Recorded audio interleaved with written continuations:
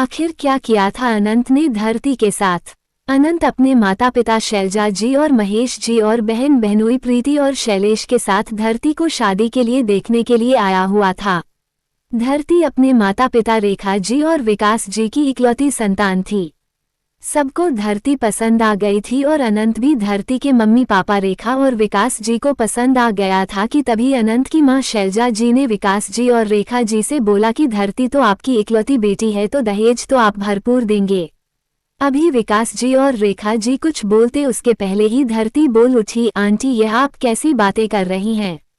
मेरे पापा कोई दहेज नहीं देंगे। मेरे पापा ने मुझे पढ़ाया लिखाया, मुझे इस काबिल बनाया कि मैं आत्मनिर्भर बन सकूं और फिर मैं अपने माता पिता की इकलौती संतान हूं, तो उनका ख्याल भी रखना मेरी जिम्मेदारी है। मैं उनके ऊपर बोझ तो नहीं बन सकती कि अपनी शादी के नाम पर उनके रिटायरमेंट के बाद काफ़ी कुछ दहेज लेकर अपने ससुराल चली जाऊं। मैं दहेज के सख्त खिलाफ हूँ और मैं बिल्कुल नहीं चाहती कि मेरे मम्मी पापा मुझे शादी में कोई भी दहेज दें और अगर आप लोगों को दहेज लेना है तो मैं अभी और इसी वक्त इस रिश्ते से इनकार करती हूँ। विकास जी और रेखा जी को उम्मीद नहीं थी कि दहेज वाली बात पर धरती इस तरह से रिएक्ट करेगी। शैलजा जी का मुंह उतर गया था। धरती के मुंह से इस तरह की बातें सुनकर उन्हें बेइज्जती महसूस हो रही थी कि तभी अनंत ने बोला, अरे धरती, मम्मी तो मेरे कहने पर यह सब बोल रही थी।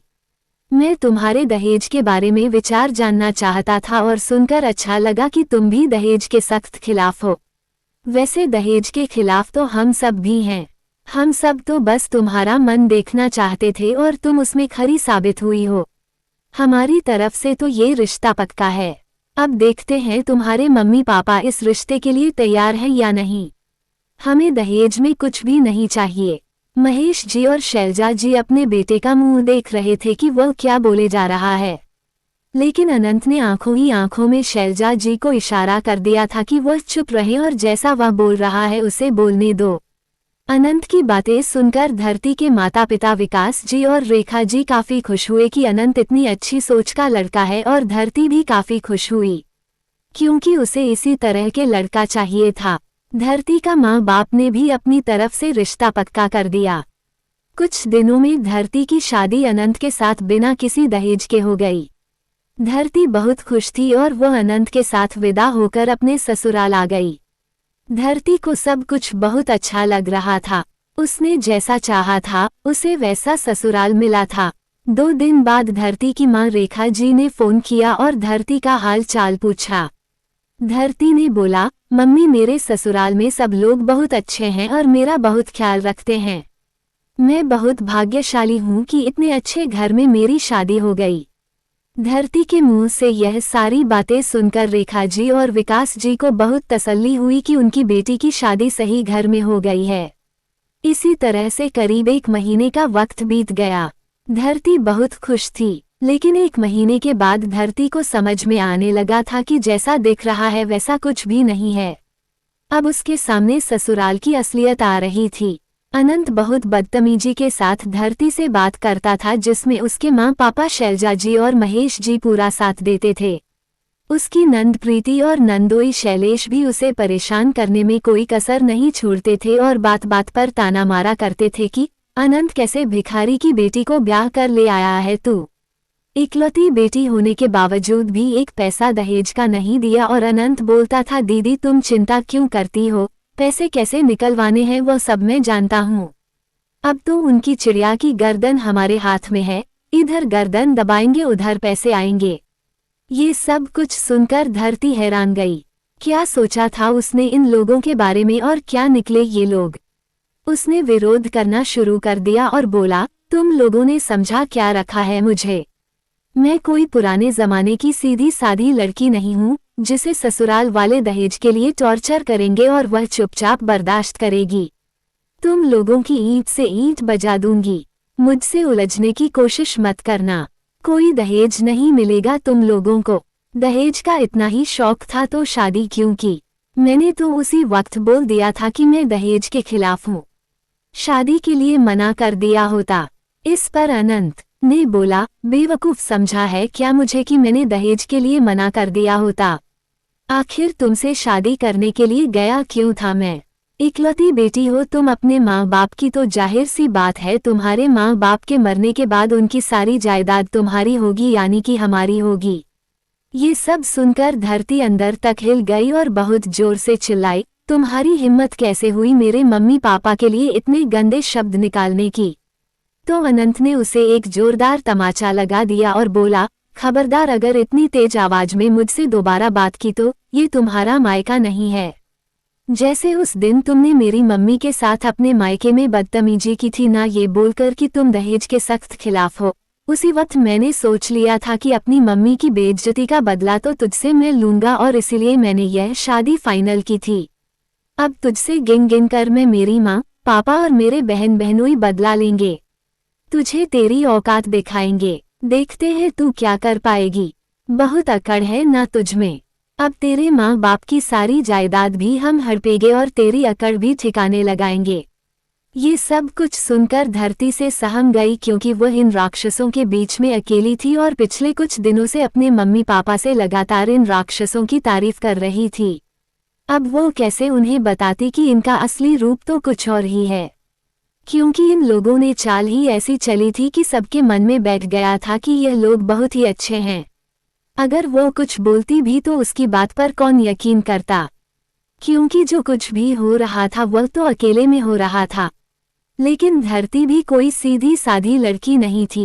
अनंत ने जैसे ही उसे थप्पड़ लगाया, उसने भी पलटकर अनंत को एक जोरदार थप्पड़ लगा दिया और बोला, खबरदार, सोचना भी मत कि मैं ये सब कुछ बर्दाश्त करूंगी।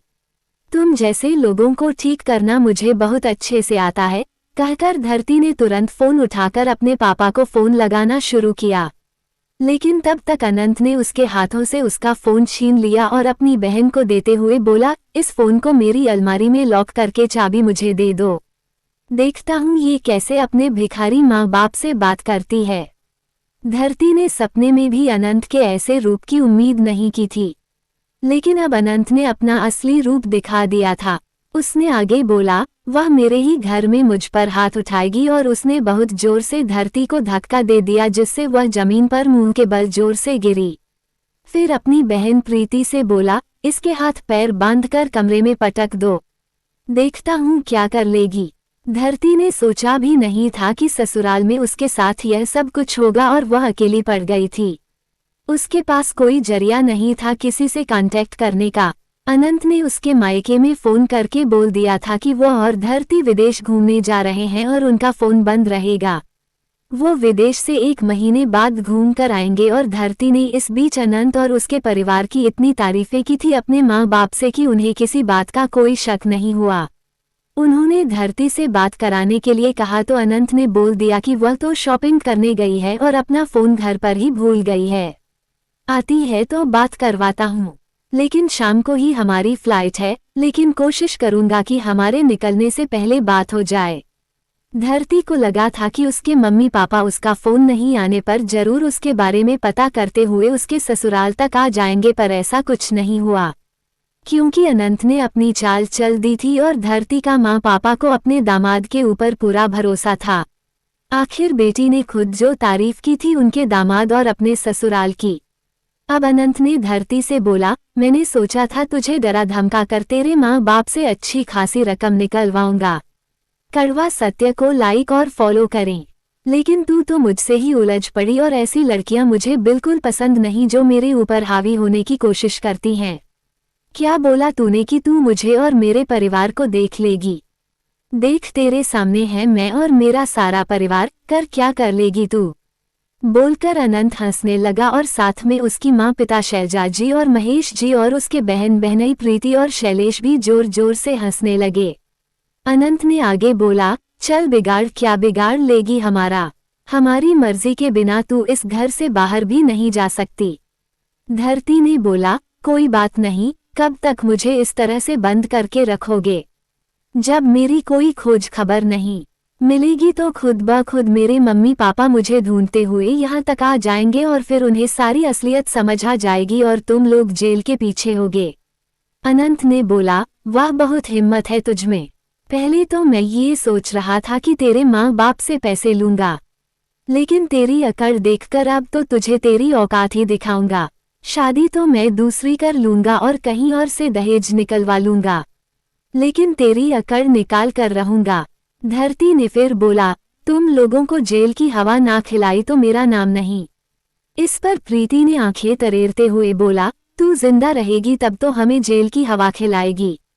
धरती ने बोला, शर्म नहीं आती एक लड़की होकर एक लड़की के लिए ऐसी बातें करते हुए। इस पर शैलजा जी ने धरती के बाल खींचते हुए बोला, उसे क्यों शर्म आएगी? उसकी शादी में भरपूर दहेज दिया था हमने। हमारे दामाद खुश हैं हमसे क्योंकि हमने दहेज देने में कोई कंजूसी नहीं की थी। तेरे माँ बाप की तरह भिखारी नहीं है हम। तब तक अनंत ने एक और तमाचा धरती को लगाया और बोला, मेरी माँ की बेइज्जती की थी ना तूने? उसी वक्त तू मेरी नज़रों में चढ़ गई थी और उसी वक्त मैंने सोच लिया था कि अपनी माँ की बेइज्जती का बदला तो मैं तुझसे लेकर रहूंगा। अब देख मैं तेरा क्या करता हूँ। धरती ने सपने में भी नहीं सोचा था कि उसके ससुराल वाले इतने क्रिमिनल माइंडेड होंगे और अब उसे कुछ समझ में नहीं आ रहा था कि वह कैसे यहाँ से निकलकर भागे, क्योंकि उसे बुरी तरह से बांधकर एक कमरे में बंद करके रखा गया था। उसकी आवाज तक कमरे से बाहर नहीं जा सकती थी और उसकी ननंद प्रीति और नंदोई शैलेश हर वक्त उस पर नजर रखते थे। अनंत और उसके माँ बाप अक्सर बाहर बैठकर कुछ प्लानिंग करते रहते थे। पता नहीं क्या खुराफाती चल रही थी उनके दिमाग में। उधर रेखा जी और विकास जी यह सोच रहे थे कि उनकी बेटी विदेश घूम रही है, इस वजह से उसका फोन बंद है और वो उसके भारत आने पर उससे बात करेंगे। और यहाँ उनकी बेटी की जान खतरे में थी, जिसका उन्हें अंदाजा भी नहीं था। लेकिन धरती को अंदाजा हो गया था कि अगर वह जल्द से जल्द यहाँ से निकलकर नहीं गई तो ये लोग उसे मार डालेंगे। लेकिन वह अकेले इन लोगों का सामना नहीं कर पा रही थी। अनंत रोज धरती को तरह तरह से टॉर्चर करता था और बोलता था, तेरे मरने से पहले तेरी सारी अकड़ निकाल दूंगा ताकि तू दूसरा जन्म लेने से पहले भी सोचे। लेकिन धरती भी उसे जवाब देने में पीछे नहीं हटती थी और बोलती थी, तुम्हें क्या लगता है अगर तुम इस तरह से मुझे मार डालोगे तो तुम बच जाओगे? तुम्हें लगता है कि मेरे माँ बाप शांत बैठ जाएंगे? जब मैं उन्हें नहीं मिलूंगी तो बचोगे तो तुम लोग भी नहीं। अनंत ने बोला, उसकी चिंता तू मत कर, तू नहीं जानती मैं क्या चीज हूँ। तू मरेगी और जरूर मरेगी और उसके बाद भी मैं आराम से दूसरी शादी करूंगा और डंके की चोट पर करूंगा और मेरी शादी में मेहमान बनकर तेरे माँ बाप भी आएंगे। और हाँ, तेरे माँ बाप तो क्या, कोई भी मेरा एक बाल भी बांका नहीं कर पाएगा। इतना इंतजाम कर रखा है मैंने। धरती को कुछ समझ में नहीं आ रहा था कि अनंत क्या साजिश रच रहा है और वह बहुत परेशान थी।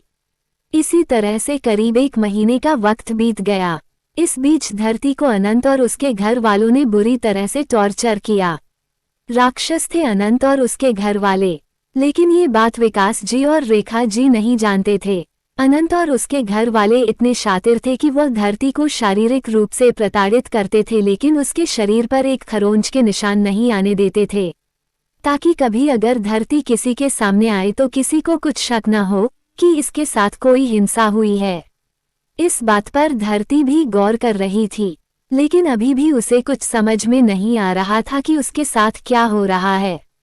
पर इतना आभास तो धरती को हो गया था कि उसके साथ कुछ बहुत गलत होने वाला है और वह चाह कर भी कुछ नहीं कर पा रही थी, क्योंकि यह सारे के सारे एक साथ थे और वह अकेली। बस वह चाहती थी कि किसी तरह से एक बार अपने मम्मी पापा को ये बात बता सके कि वो किन किन राक्षसों के बीच में फंस गई है। अपने मरने से पहले वह ये संदेश अपने मम्मी पापा तक पहुंचाना चाहती थी, क्योंकि अब तो उसे भी अंदाजा हो गया था कि अनंत का पूरा परिवार बहुत क्रिमिनल माइंडेड है। अब 1 महीने बाद धरती का फोन उसके मम्मी पापा के पास जाता है और वह बहुत नॉर्मल तरीके से अपने मम्मी पापा से बात करती है और बोलती है वह विदेश से घूम कर आई है, बहुत मस्ती की है उसने और वह बहुत खुश है। मम्मी पापा बोलते हैं तो बेटा जल्दी से एक बार अपने मम्मी पापा से मिलने भी आ जा। धरती ने बोला, हाँ मम्मी पापा मैं जल्दी ही आप लोग से मिलने आऊंगी, और बहुत नॉर्मल तरीके से धरती ने बात करके फोन रख दिया। विकास जी और रेखा जी पूरी तरह से संतुष्ट थे कि उनकी बेटी धरती अपने ससुराल में अनंत के साथ बहुत खुश है। लेकिन 2 दिन बाद विकास जी और रेखा जी के पास धरती का एक वीडियो आता है जिसमें धरती साफ बोल रही है, मम्मी पापा मैं अनंत से कभी शादी नहीं करना चाहती थी, मैं किसी और लड़के से प्यार करती थी, लेकिन आप लोगों ने जबरदस्ती अनंत से मेरी शादी कर दी और मैं शादी से बिल्कुल खुश नहीं हूँ। इसलिए मैं अपनी मर्जी से आत्महत्या कर रही हूँ। इसमें किसी का कोई दोष नहीं है। अनंत और उसका परिवार पूरी तरह से बेकसूर है और वह लोग बहुत अच्छे हैं और मेरा बहुत ख्याल रखते हैं। लेकिन मैं अपने प्यार से बिछड़कर जिंदा नहीं रह सकती, इसलिए मैं अपनी मर्जी से खुदकुशी कर रही हूँ, कहते हुए वह फांसी के फंदे पर झूल गई। ये वीडियो देखते ही विकास जी और रेखा जी को जोर का झटका लग गया कि तब तक अनंत का फोन आ गया और उसने रोते हुए रेखा जी और विकास जी से बोला कि धरती ने आत्महत्या कर ली है। पता नहीं क्यों उसने ऐसा कदम उठा लिया। विकास जी और रेखा जी को कुछ भी समझ में नहीं आया और वह अगली ही गाड़ी से धरती के ससुराल गए, जहां पुलिस आई हुई थी और धरती का शव पंखे से लटका हुआ था, जिसे पुलिस वाले उतारकर पोस्टमार्टम के लिए ले जा रहे थे। पुलिस अनंत और उसके घर वालों से पूछताछ कर रही थी और वह लोग बोल रहे थे, हमें नहीं पता धरती ने ऐसा क्यों किया। हम तो उसका बहुत ख्याल रखते थे और अभी हमारी कुछ महीनों पहले ही शादी हुई थी। पुलिस वाले अनंत और उसके परिवार पर शक कर रहे थे। तब तक धरती के माँ बाप आ गए और पुलिस वालों ने धरती के माँ बाप से पूछा कि क्या आपकी बेटी के ससुराल वालों ने उसके साथ कुछ गलत किया है। विकास जी और रेखा जी को कुछ समझ में नहीं आ रहा था और उन्होंने वो वीडियो पुलिस वालों को दिखा दिया जो धरती ने अपने फोन से उन्हें भेजा था, जिसमें धरती ने अपनी मर्जी से आत्महत्या करने की बात कही थी, क्योंकि विकास जी और रेखा जी नहीं चाहते थे कि किसी निर्दोष को सजा हो। पर उन्हें ये बात समझ में नहीं आ रही थी कि धरती ने तो कभी उनसे यह नहीं कहा था कि वो किसी और से प्यार करती है, फिर उसने इतना बड़ा कदम क्यों उठा लिया। लेकिन वीडियो में साफ था कि धरती ने किसी को पर कोई इल्जाम नहीं लगाया, बल्कि अपनी मर्जी से आत्महत्या की है। कड़वा सत्य को लाइक और फॉलो करें। किसी को कुछ समझ में नहीं आ रहा था। अनंत और उसके घर वाले एक दूसरे को देखकर कुटिल मुस्कान मुस्कुरा रहे थे, क्योंकि अनंत ने धरती को ठिकाने लगा दिया था, वह भी इस तरीके से कि कभी उसके ऊपर कोई उंगली ना उठे। धरती इस दुनिया से जा चुकी थी, वह अनंत की साजिशों का शिकार हो गई थी। पर कैसे की थी अनंत ने ये साजिश? आखिर ऐसा क्या किया था अनंत ने कि धरती आत्महत्या करने पर मजबूर हो गई? और आत्महत्या करते वक्त उसने ये तक बोल दिया कि इसमें अनंत और उसके परिवार का कोई दोष नहीं, जबकि अनंत और उसके परिवार ने ही उसे मौत को गले लगाने पर मजबूर किया था। लेकिन ये बात कोई नहीं जानता था। दोस्तों, यह एक लंबी कहानी है। आपको क्या लगता है अनंत ने ऐसा क्या किया होगा कि धरती को खुद आत्महत्या करनी पड़ी और साथ ही वीडियो भी बनानी पड़ी कि इसमें अनंत और उसके परिवार वालों का कोई दोष नहीं है?